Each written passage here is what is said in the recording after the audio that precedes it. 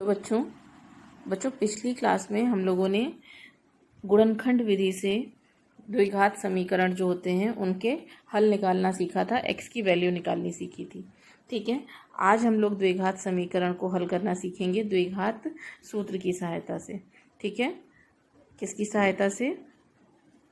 द्विघात सूत्र की मदद से। ठीक है, तो पहले हम लोग द्विघात सूत्र कैसे निकालते हैं, कैसे आया ये देख लें। क्वाड्रेटिक फॉर्मूला कैसे आया वो देख लेते हैं पहले। तो स्टैंडर्ड इक्वेशन हमारी बच्चों क्या थी? मानक रूप क्या था द्विघात समीकरण का? ax² plus bx plus c is equal to 0। ये थी स्टैंडर्ड इक्वेशन। इस इक्वेशन में बच्चों ये हम लोग क्या सीख रहे हैं? द्विघात सूत्र कैसे निकालेंगे द्विघात समीकरण की सहायता से। ठीक है, इस इक्वेशन में बच्चों दोनों तरफ हम लोग क्या करेंगे? दोनों ओर 4a से,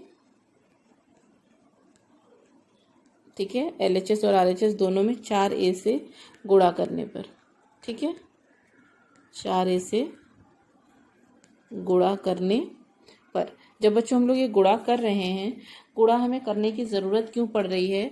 ताकि जब हम लोग 4a से गुणा करें तो ये वाला जो टर्म है 4ax² ये एक पूर्ण वर्ग बन जाए।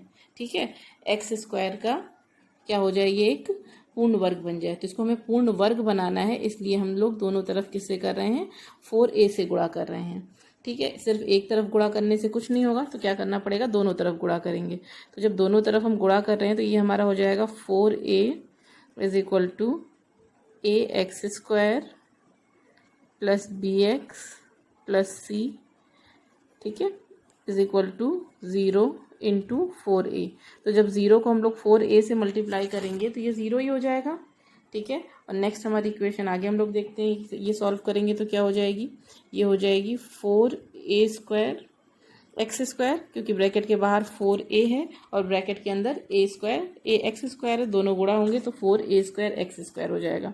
ठीक है, प्लस जब हम लोग 4a को bx से गुणा करेंगे तो ये हो जाएगा 4abx हो जाएगा। ठीक है, कितना हो जाएगा? 4abx प्लस ये क्या हो जाएगा? 4ac। ठीक है, ब्रैकेट के अंदर c है और ब्रैकेट के बाहर 4a है, इससे गुणा करेंगे तो 4ac हो जाएगा। बराबर में हमारे पास कितना हो जाएगा? 0, क्योंकि 0 में 4a से मल्टीप्लाई करेंगे तो 0 ही आएगा।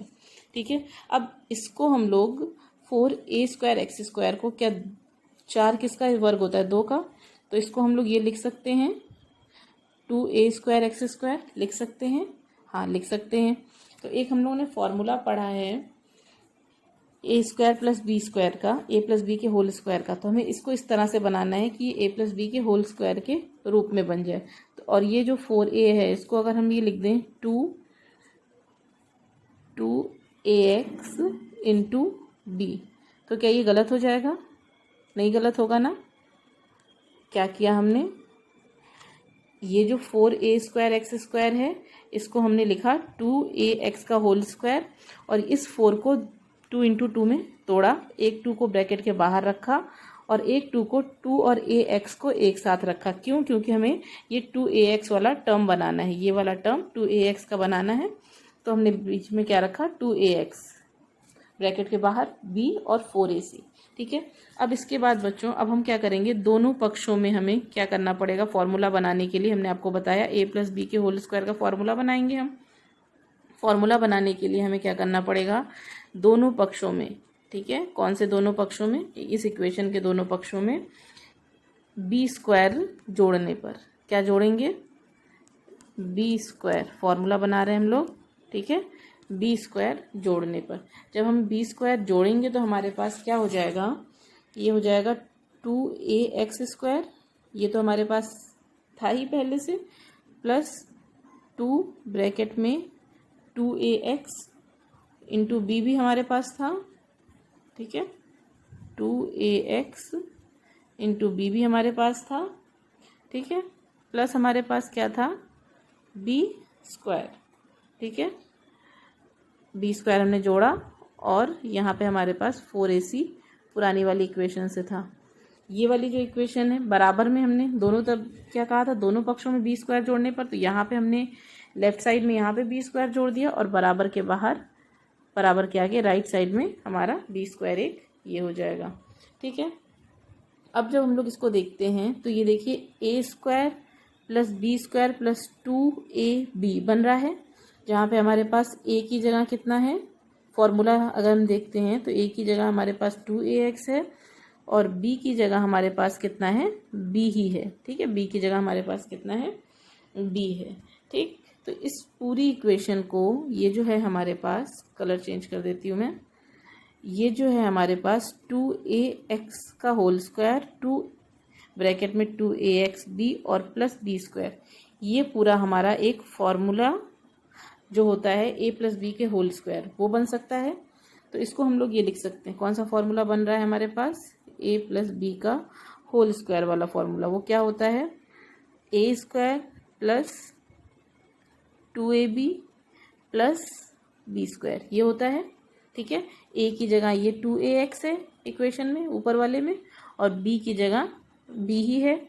ठीक, 2a की जगह 2ax और b की जगह b। तो इस पूरी इक्वेशन को ये जो है इसको हम लोग लिख सकते हैं a प्लस बी का होल स्क्वायर, मतलब 2ax प्लस बी का होल स्क्वायर लिख सकते हैं।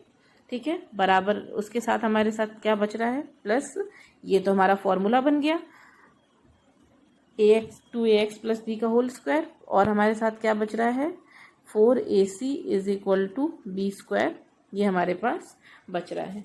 ठीक है, अब 4ac इधर प्लस में है, बी स्क्वायर के पास जाएगा तो किस में हो जाएगा, माइनस में हो जाएगा। इधर हमारे पास क्या बच रहा है 2ax प्लस बी का whole square is equal to B square minus 4ac। बच्चों, पिछली वीडियो में हमने आपको यहाँ तक बताया था कि हमारे पास क्या आ रहा था, 2ax plus B square is equal to B square minus 4ac। ठीक है, 4ac को बी स्क्वायर के पास लाके इधर प्लस में था और इधर आएगा तो वो माइनस में हो जाएगा। ठीक है, अब इसको हमें क्या करना होगा बच्चों, मैंने आपको पहले भी बताया है जब आप लोगों ने करणी वाला चैप्टर पढ़ा था कि अगर कोई नंबर रूट में होता है, ठीक है, मान लीजिए रूट में 3 है, तो इसकी पावर हम लोग लिखते थे 3 की पावर 1/2 लिखते थे ना। चाहे हम इसको √3 लिखें, चाहे 3 की पावर 1/2 लिखें, कोई फ़र्क नहीं पड़ता है। ठीक है, सेम वही काम हम 4b स्क्वायर माइनस 4ac के साथ करेंगे। क्यों करेंगे, क्योंकि यहाँ पे पावर किस में है, वर्ग में है, गुणा में इसकी पावर कितनी है, 2 है। ठीक है, हमें बी स्क्वायर माइनस 4ac की पावर भी क्या लेके आनी है, 2 लेके आनी है। ठीक है, लेकिन ऐसे लेके आनी है कि इस बी स्क्वायर माइनस 4ac की वैल्यू चेंज ना हो। तो हम क्या करेंगे, ये हमारा जैसे है वैसे ही रख देंगे, 2ax plus B square is equal to, ये हमारा है बी स्क्वायर माइनस 4ac। अगर हम इसकी पावर में 2 से गुणा कर दें और 1/2 से गुणा कर दें, 2 इंटू 1/2 से मल्टीप्लाई कर देते हैं, तो क्या हमारे इक्वेशन में कोई चेंज होगा, नहीं होगा, क्योंकि 2 से 2 कट जाएगा। इसकी पावर पहले भी कितनी थी, 1 थी, अभी भी कितनी रहेगी, 1 ही रहेगी, क्योंकि 2 से 2 कैंसिल हो जाएगा। लेकिन हमें इक्वेशन को सॉल्व करने में मदद मिल जाएगी और हमारे पास ये क्या हो जाएगा, 2ax प्लस बी का होल स्क्वायर। ठीक है, और जो 1/2 था उसको हम रूट में भी लिख सकते हैं, जैसे कि मैंने आपको √3 वाला बताया। अगर पावर बटे में है तो उसको रूट में लिख सकते हैं, और अगर रूट में है तो उसको बटे में लिख सकते हैं। ठीक है, तो ये हो जाएगी बी स्क्वायर माइनस 4ac।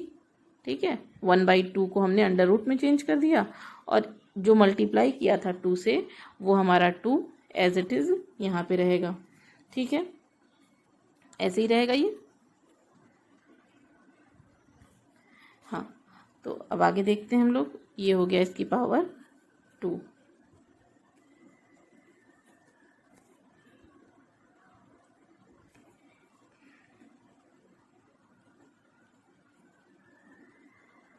हो गई इसकी पावर। ठीक है, अब इधर भी पावर 2 है और इधर भी पावर 2 है, तो दोनों पावर्स आपस में कैंसिल हो जाएंगी।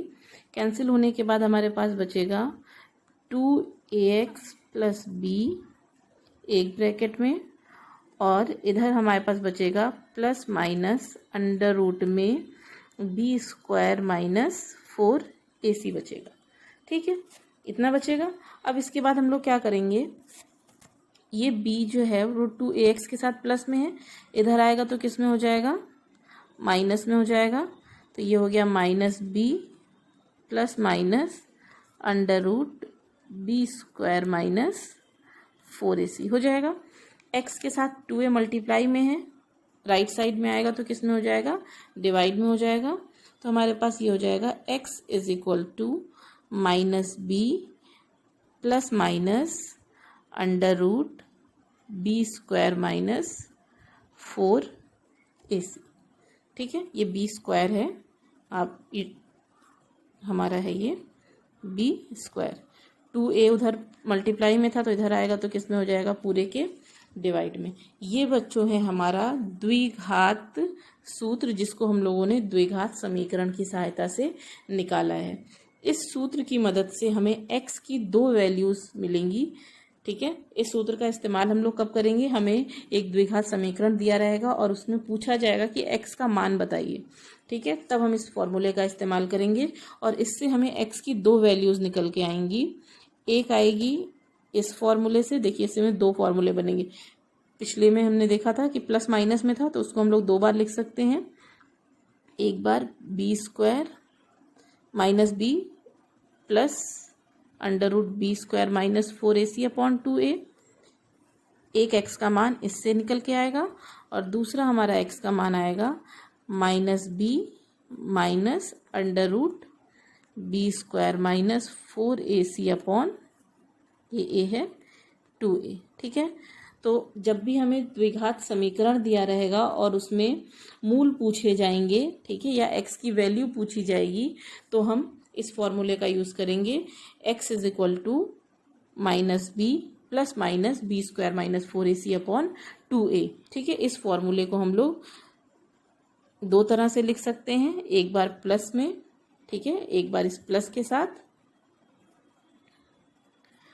इस प्लस के साथ एक बार, और एक बार माइनस के साथ। तो इससे हमें x की 2 वैल्यूज़ मिल के आ जाएंगी। ठीक है, अब इसके आगे कैसे क्वेश्चन सॉल्व करेंगे, ठीक है, हम लोग अगली क्लास में देखेंगे। तब तक के लिए एक चीज़ और आप देख लीजिए कि ये जो बी स्क्वायर माइनस 4ac है, ठीक है, बी स्क्वायर माइनस 4ac, इसको हम लोग बोलते हैं d। ठीक है, d मतलब इसको हम लोग हिंदी में विविक्त कर भी बोलते हैं। ठीक है, और इंग्लिश में अगर कहना चाहें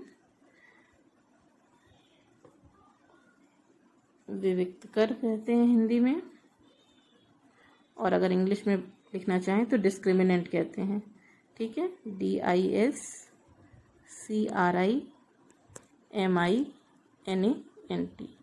ठीक है, बी स्क्वायर माइनस 4ac की जगह पे हम लोग d लिख सकते हैं, और d का मान क्या होता है, d क्या होता है, डिस्क्रिमिनेंट होता है।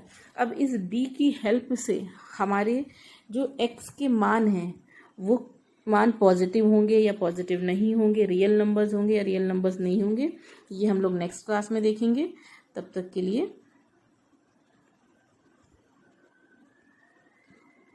Bye bye.